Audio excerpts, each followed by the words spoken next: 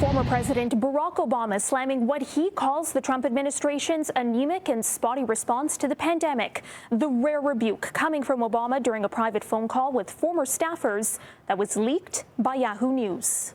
It has been an absolute chaotic disaster when that mindset of what's in it for me and to heck with everybody else, when that mindset is operationalized in our government. In response to those comments, Donald Trump in a tweet touted his decision to close down travel from China in the early days of COVID-19, the president's go-to defense of his handling of the global crisis. He added, compare that to the Obama Sleepy Joe disaster known as H1N1 swine flu. Poor Mark's bad polls didn't have a clue. We are done. Obama's criticism is some of the harshest yet from the former president about the White House's actions, and comes at a time when the government is really encouraging states to reopen, even as the deadly virus continues to spread.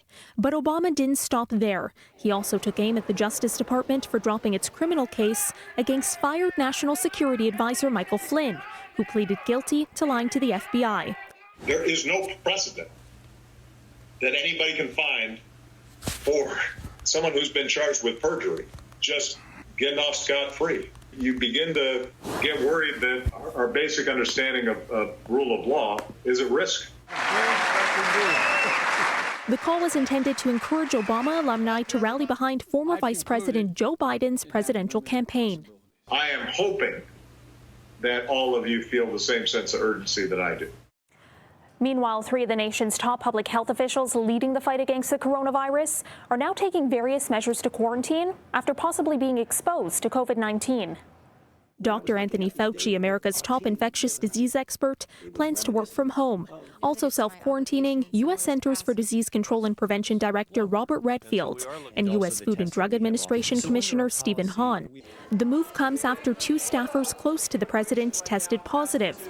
But right now, there are no plans for the entire senior staff to do the same.